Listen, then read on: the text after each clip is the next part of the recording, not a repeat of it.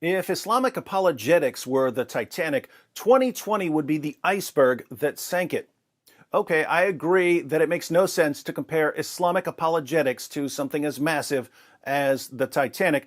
Islamic apologetics in 2020 was more like a Nazi U-boat that accidentally torpedoed itself. 2020 will be remembered not as the year of the coronavirus lockdown, but as the year of the coronavirus meltdown.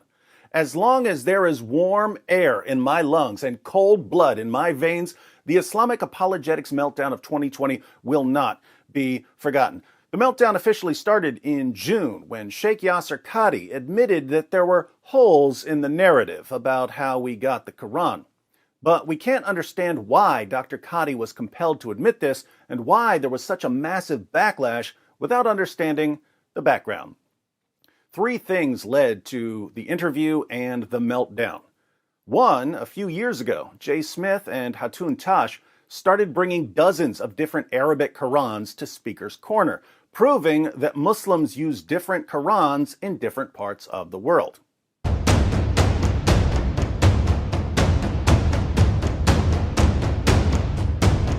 Ever since then, people have been showing Muslims differences in different versions of the Quran, differences which completely destroy the myth of perfect preservation. How many of you know about the Hafs, Wash and Duri Quran? Is that word the same as that word? Yeah, this one is the wash, yeah. And this is what it says. But it's totally different. It's totally different. Yeah. Thank you. Here we have Bushra, Nushra, as a good tied-in to disperse. Is that meaning the same? Number one, I'm not going to look at the English because the English is... Yeah, read the Arabic. The Arabic says Bushra. Yeah. And this says Nushra. Two, Fareed of Fareed Responds, aka Fareed Leaks, leaked some of Yasser Qadhi's private emails in which Dr. Qadhi privately expressed some doubts about the preservation of the Quran. So it became public knowledge that even some Muslim scholars reject the standard narrative. Three, for the past few years, Muslim leaders have been trying to figure out what to do about the massive numbers of Muslims, especially young Muslims, who are leaving Islam. 24% of Muslim youth are leaving Islam. Polls conducted in the Muslim world reveal that up to 5% of Muslims in some of the most conservative Muslim countries in the world are closet atheists. Previously, according to me, when a person from Saudi Arabia or from the Gulf country went to America or went to Western country, the chances that they would deviate from the deen would be maybe 1 or 2%. That's it. But nowadays, the chances are more than 25%. And if we don't take constructive steps to deal with this, it is going to become an avalanche, a tsunami. Now, there isn't much that Muslim leaders can do about this, but no one wants to be the cause of the apostasy, and no one wants to contribute to the apostasy. So, Muhammad Hijab, tactical genius that he is, decided to fix these problems by having Yasser Qadhi on his live stream so that Yasser Qadhi could explain that his emails were misinterpreted and that the people who are claiming that there are different versions of the Quran are wrong and that Muslims should stop leaving Islam because the Quran has been perfectly and miraculously preserved. Unfortunately for Hijab, the interview did not go according to plan. And it's very clear to you and to every single very advanced student and specialist that the standard narrative has holes in it. That's what I'm going to say. The standard narrative does not answer some very pressing questions. And I don't think it is wise to bring it up in public because it should not be said in public. I don't even want to be explicit. It should never be brought up in public. This is not something you discuss amongst the masses, ya akhi. It's not wise. Leave it at that, ya akhi. Muslims immediately started complaining that Dr. Qadhi was destroying their faith in the Quran, so Hijab decided to abrogate that part of the interview. Eventually, he abrogated the entire interview, just like Allah had to abrogate entire chapters of the Quran when Muslims forgot them. Dr. Qadhi, on his channel, had to abrogate the comments section because so many Muslims were complaining that he was increasing their doubts about the Quran. Soon, Dr. Qadi, like hijab, had to abrogate the interview. But the damage had been done. Christian apologists started using clips of the interview to show that Muslim scholars and apologists were lying to their listeners about the Quran. Ex-Muslims started using clips of the interview. Even Muslims who don't like Yasser Qadi started using the interview to attack him. And this has to be probably the most damaging podcast, I think, to date in regards to the Durat and the destruction it caused. He goes on to Muhammad Hijab's platform and starts giving the preservation of the Quran question. But it wasn't a complete disaster for Islam, because the holes in the narrative interview did lead to some epic remixes. That the standard narrative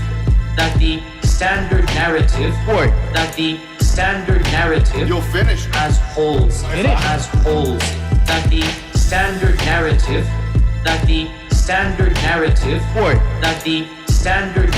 You'll finish. has holes. It has holes. Instead of ignoring the interview or responding to it by providing some kind of evidence for the preservation of the Quran, Muslim apologists around the world decided to lose their minds. When Muslims told Muhammad Hijab that they were having doubts about the preservation of the Quran, Hijab replied by thumping his chest and screaming at them. But every cloud has a silver lining, and Hijab's tantrum gave us another epic remix. And there's weak Muslims in the West. Sending me emails and this, I'm losing my faith and I'm a heart and I'm losing, get the hell out, you are never a strong believer in the first place, you weakling. You're a weakling because you don't know your tradition. You're sitting there watching Netflix and you don't read the books of Islam. That's why you are where you are.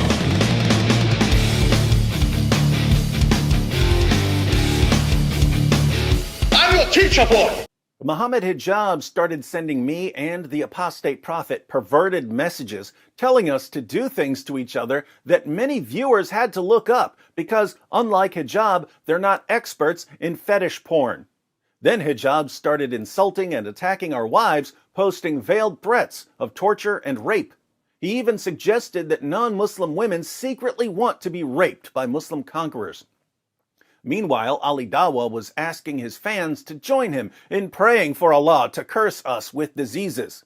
He even posted a YouTube video announcing that once Islam takes over, ex-Muslims will be publicly executed. There's a reason why there's a capital punishment, because people like you, little weaklings who leave their religion and cause corruption in the land by spreading it, the capital punishment in Islamic law would be applied to you. We have no doubt, and we're proud of that. You know what that led to. We're proud of that. We're proud of that. We're proud of that. It just backfired on you. We're proud of that. We're proud of that. We're proud of that. It just backfired on you. Minj, who runs the channel The Muslim Apologist and was supposed to be my nemesis for the foreseeable future, got arrested for child pornography. News channels in his country even ran stories about the police raid on his apartment. Pegawai turus di-11 jenayah seksual dan kanak-kanak, Jabatan Siasatan Jenayah, Ibu Pejabat Polis, Kontingen Selangor. The Dawagandists at Speaker's Corner, the former free speech capital of Great Britain, successfully transformed it into Sharia Corner, first by forming a big enough mob to convince police to silence Hatun Tash, and later by physically assaulting Hatun for criticizing Muhammad. If my father is Muhammad, have respect to the God. The amazing part about the assault on Hatun was that the Muslim who hit her, who was shouting Allahu Akbar earlier, had been told by some of the other Muslims there that if there's some sort of physical altercation at Speaker's Corner, he should claim to be a Christian. So he did. And then tens of thousands of Muslims online fell for the taqiyya. The lie was eventually exposed by some Muslims who had a bit more integrity, but even today I get messages from Muslims telling me that the man who hit Hatun was a Christian, even though the Muslims who initially spread the lie have admitted that they were wrong. By the way, notice the parallel to the myth of perfect preservation here. Someone spreads a lie, but the lie becomes so popular in the Muslim community that people believe it even after it's been thoroughly debunked. Why are lies so popular in the religion of truth? But the meltdown wasn't over. Ijaz Ahmed, a disciple of Shabir Ali, started hurling racial slurs at his opponents and doxing them in an effort to get them killed. So you back piece of shit, go yourself. Do you understand? Okay. And your mother was a whore. Ibn Anwar, hold on. I think it was what?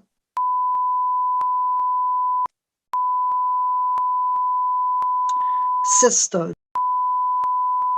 Oh wow, you're doxing me. Right. You will be found. It is public information, but it wasn't intended for Did you. you just say you will be found? Did he literally just say that you will be found? Muhammad Hijab, Ali Dawa, Farid Leaks, and Adnan Rashid then joined forces and begged their followers to complain to Patreon so that Patreon would demonetize me and the apostate prophet. Not only did Patreon not demonetize us, we ended up getting hundreds of new supporters. And the entire time all of this was going on, Sheikh Yasser Qadhi was filing false copyright complaints against anyone who posted clips of his holes in the narrative interview.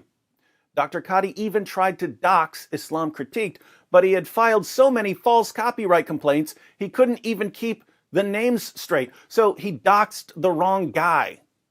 Finally, Dr. Qadhi announced that he was going to respond to us. I was actually looking forward to seeing how he would address my points. But he didn't address a single argument I've ever made. Instead, he called me names. I have rarely come across somebody who is more vulgar, vile, foul-mouthed, noxious, repugnant, depraved excuse of a preacher. He's a vulgar, obscene, evil jerk. I mean, honestly, there's nothing else to be said. Yes, the so-called scholar who kicked off the 2020 Islamic Apologetics meltdown tried to undo the damage he had done by lying, doxing, and name-calling. And to this day, he just can't figure out why so many people are leaving his religion. But he did teach everyone a new word. Ultra-crepidarian, ultra-crepidarian, ultra-crepidarian, ultra-crepidarian, ultra-crepidarian, ultra-crepidarian. Or David Wood, I have rarely come across somebody who is more vulgar, vile, foul-mouthed, vicious, repugnant, depraved excuse of a preacher. Well, that's a quick rewind of the Islamic Apologetics meltdown of 2020. Are things going to get any better for Islam in 2021? All I can tell you is that I'm expecting a lot of remixes this year. Where's Allah? Where is Allah? This is such a foolish question. Where's Allah? Where is Allah is an extremely important issue. Where's Allah? Where is Allah? This is such a foolish question. Where's Allah? Where is Allah is an extremely important issue.